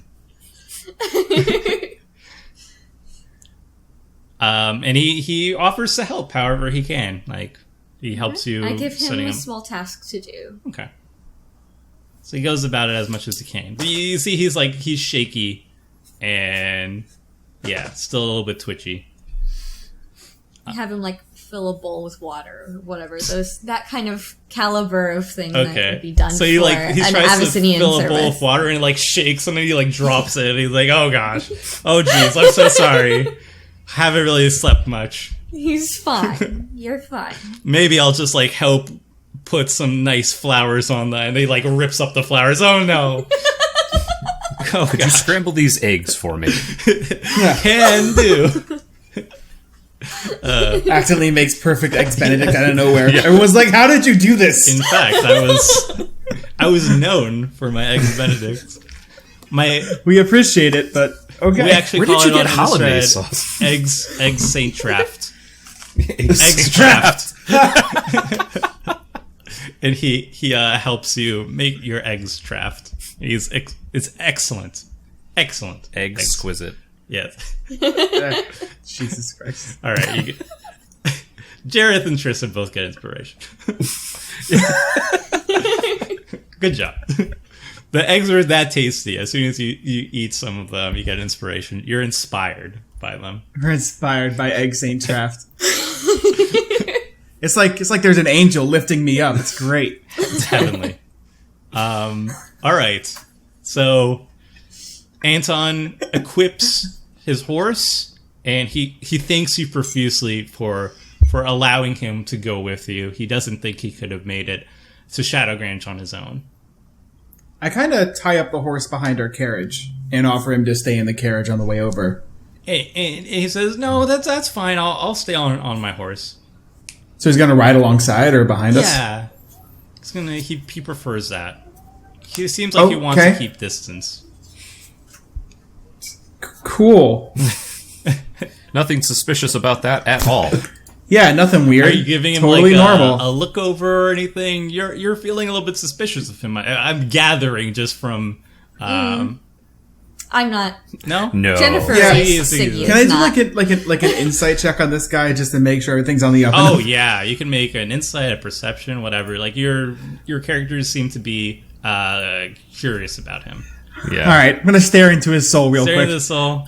All right, Jareth, you notice that he seems fearful of you, even though you've utterly convinced him that you are who you say you are, that you're members of the church. Like, you gave him no reason to be fearful of you, and yet he is terrified for some reason.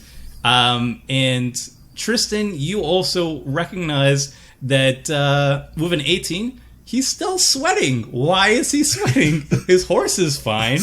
He's sweaty. He's staring at like the sky every once in a while. So and I just lean over to Jareth and I just kind of go, so this guy's a werewolf, right? I'm feeling werewolf and or attacked by vampires from the air. Dealer's choice. Maybe both. He also, on one of his hands, you just caught a glimpse. He has he's wearing a silver arm prayer, and it has a big Avacyn collar on it.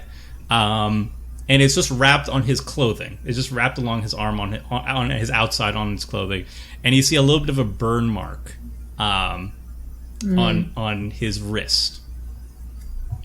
Dude's totally a werewolf. Yeah. Yeah. And it's what you said, 2 days ride still to Shadowgrange, so we're gonna have to deal with this. So he's riding behind. You're in the carriage, I'm assuming, right? Yes, I'm in the carriage. Yeah, I'm guessing we all load up to head out. Siggy's Is that right? not worried about him at all. He's a devoted, faithful follower of Avacyn, and, there's no reason to worry or doubt him. Jennifer, on the other hand, is an experienced D&D player. Not so happy about this. I talked to Tristan and I'm like, yeah, when I said Lambholt was overrun 2 or 3 years ago, I remember there was a big stink about the watch there. Apparently it was just werewolves, and the mayor was also just a werewolf. I mean, I'm definitely happy that he's not riding with us, but we just need to make sure we keep a close eye on him. Yeah. Do you think that he was possibly recently turned and is looking to try and get healed or reverse that somehow? I feel like if he was trying to get healed, he probably would have taken us up on the offer there to switch him over. I think he probably just got assaulted by vampires. I mean, Kessig is not close to be able to get out here. He's not flying. His horse was near death. He definitely just booked it as fast and as quickly as possible. That is true. I wouldn't be surprised if he ran into the same issues we did. Are you aware of any sort of, ways to reverse the effects that would be somewhere in like Shadowgrange? Just an arrow through the head is all that I've learned. Okay. You can, That's about the only cure for lycanthropy I've been able to find in my experience. yeah, just being a native Kessiger, you know that there is no known cure for being a werewolf. Yeah. So I'm just going to keep an eye on him. I wouldn't mind him riding in front of us, but he'll just slow us down. And with the amount of sleep he's lost, even if he does turn, it shouldn't be too much of an issue to corral him. Yeah. Okay. Perhaps we should bind him before the full moon tonight. And oh yeah, that's going to happen. Yeah, he's not gonna act. I mean, do you want protection from vampires? Or, if he's actually fearful of vampires, in our group, he is fairly safe. But Yeah, it turns out we're doing good. Yeah, I guess, yeah. We just continue on towards Shadowgrange then, Yeah. unless you guys want to take any other type of preparation for this guy. I don't think so at this point. I can't think of anything that we could do at now before night starts to come, other than try and get to Shadowgrange as quickly as possible. Yeah. I prepared the horses pretty well so they can make a really long journey. We can ride at. We could probably canter and gallop on over there. Those are horse terms for going quickly. So, what do you tell Anton? Anton's riding behind us. I'm not planning on telling him anything. Okay. Do you guys want to warn him about our plan of tying him up tonight? I think. no, we'll just deal with it when the time comes. Yeah. Okay. So you're about 2 nights away from Shadowgrange. And you are traveling throughout the daytime. And So far, nothing really We're, eventful has happened here. Other than your own discussing of whether or not Anton is a werewolf or not. I will not say anything.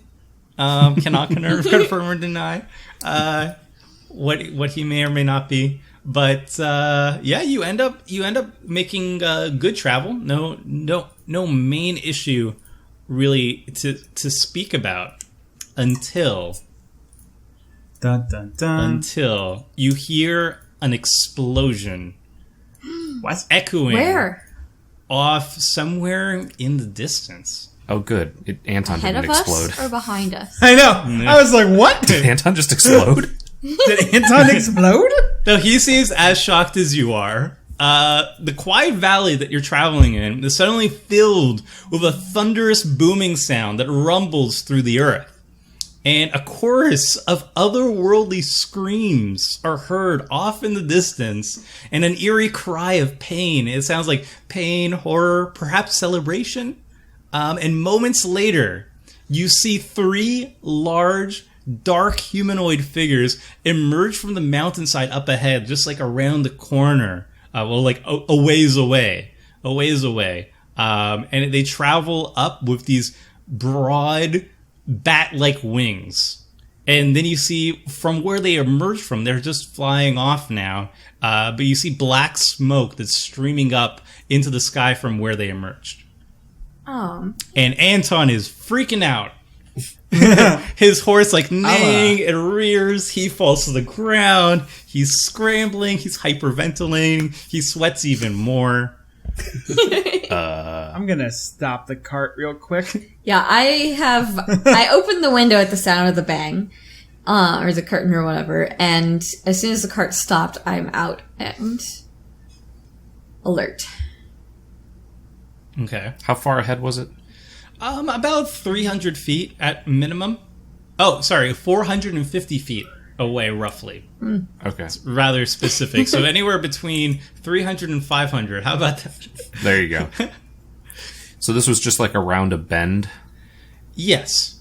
It's off in the distance. It's relatively straight ahead, but it's the where exactly this occurred is obscured by mountains and hills, and just the turning of your road around these hills and stuff. Yeah. Okay. So the one sad part about mountain passes is that there's literally only one way to go, which is forward. So we're gonna head into this. Yeah. Yep. Maybe we should ask that guy back there what's going on. Yeah. Hey, Anton? Hey, he's like, what was that? We were going to ask you. Do you know what was going on? You've been here a little bit longer than us. No, what is going on? This place is so weird.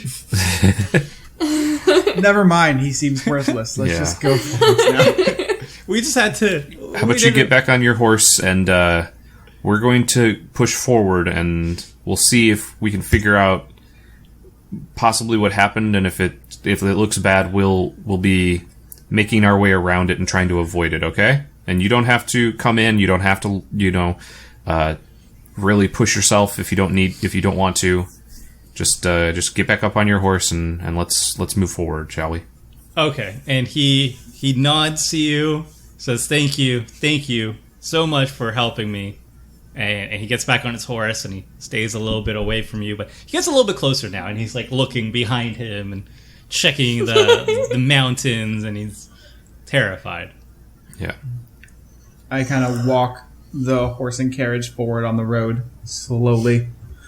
Yeah, I'm gonna stay behind the carriage and kind of between the carriage and Anton, and just kind of walk, since it was a short distance.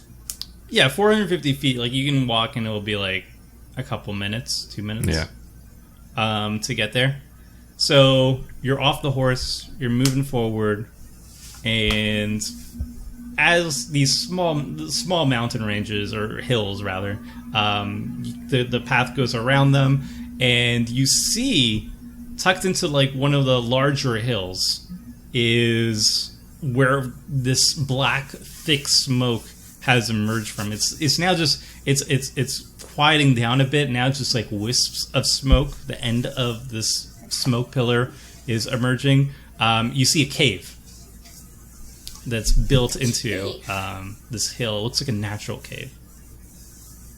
And the road kind of passes... It passes relatively close to it, and there's like a path, like a dirt path, leading off the road towards this cave. And the cave is clearly easily sighted from the road. Okay. And we don't see any sort of obvious fire. We're just seeing smoke coming out of the cave mouth. Smoke's coming out of the cave mouth.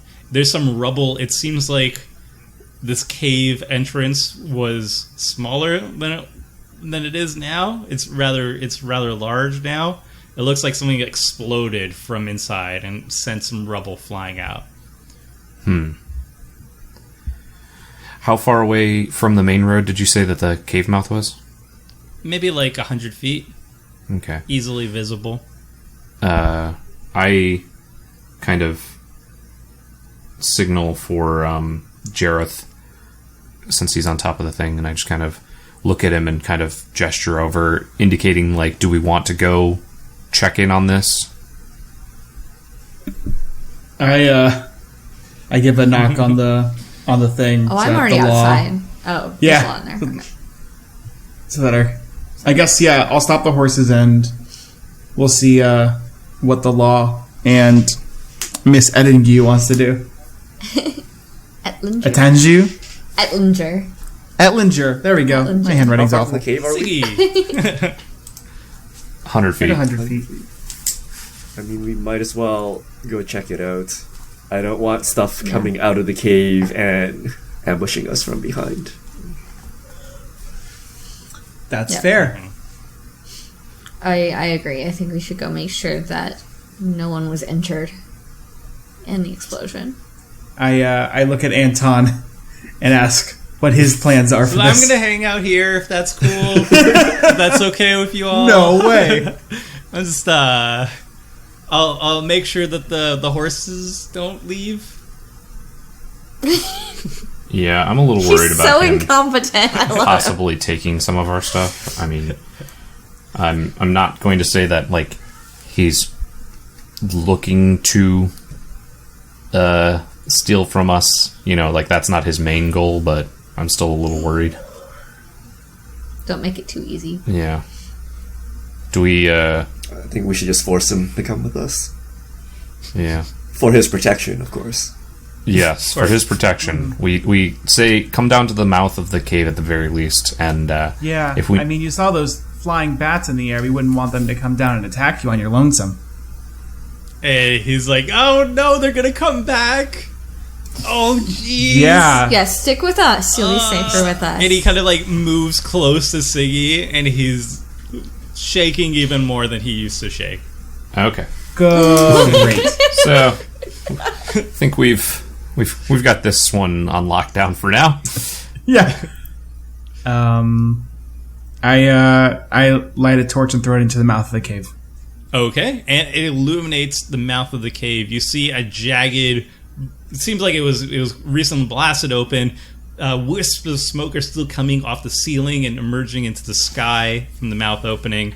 And you notice it kind of the cave moves forward somewhere in the darkness. You can't see beyond the mouth.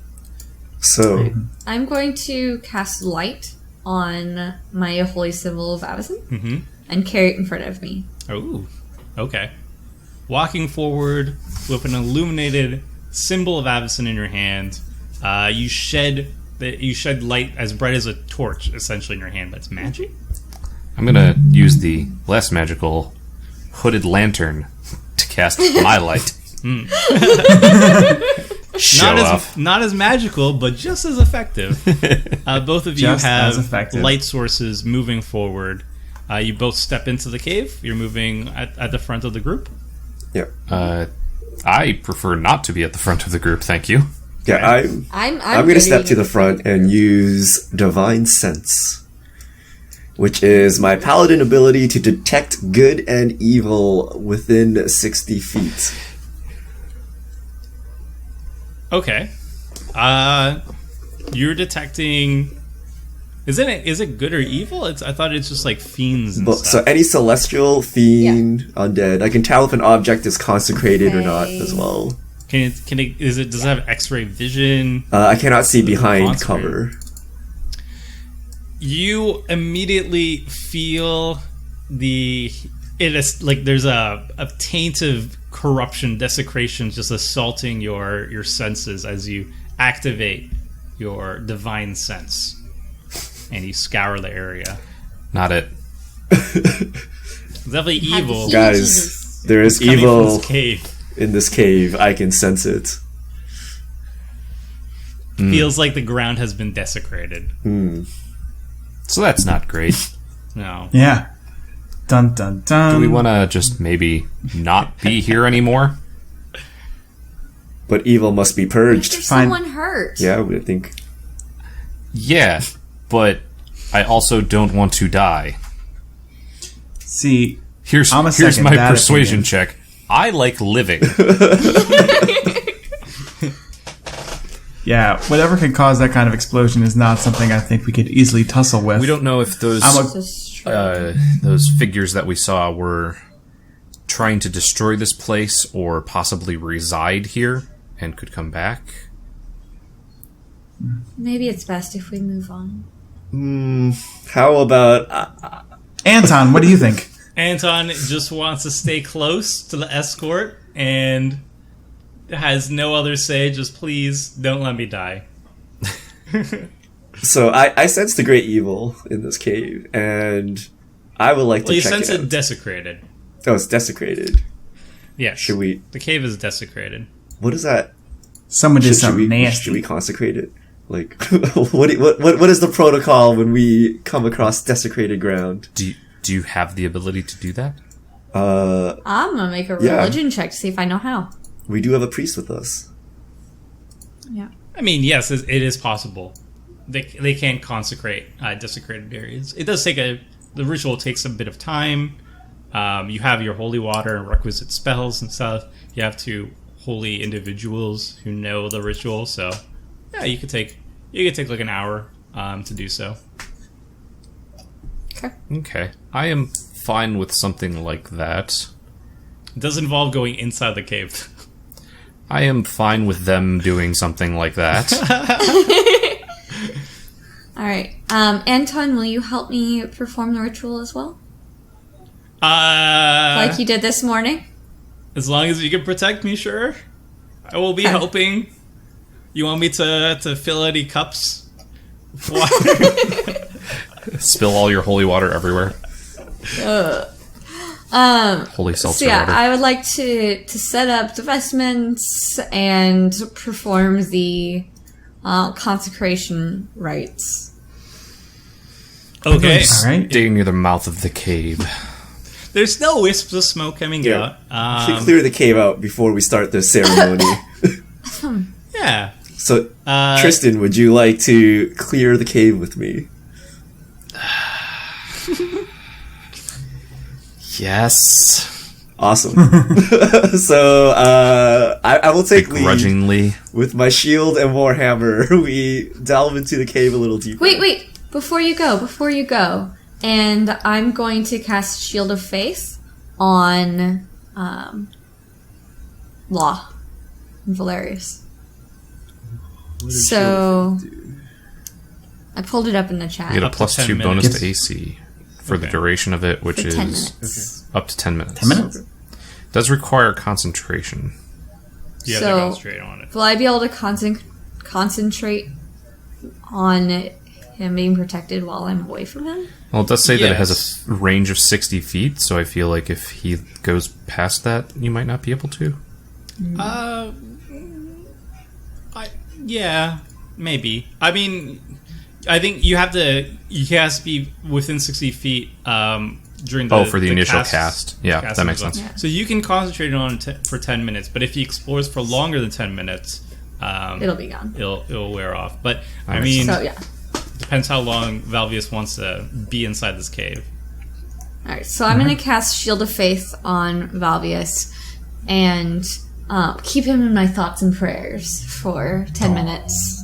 So the law. So you pray to Avacyn for protection, and it manifests as this glowy golden sheen around Valvis's armor, just floating above it, and people can see it. It kind of like flickers into existence every once in a while to remind him that it's there. Cool. And I guess I'll pick up the torch I threw, and we can head on the next episode then. Mm-hmm. And that is where we're leaving it for now, folks.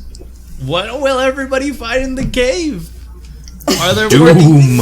Are there deep doom? Yeah, doom, or is probably. it just a really boring cave and there's nothing there? We'll find out next time. All right. Thanks for watching the video. If you liked it, help us out by clicking that like button down below. And to keep up with the latest and greatest, click on the subscribe button, and don't forget to hit that bell icon to get alerts whenever we have new videos. And if you want to check out similar videos, click on the links here and here.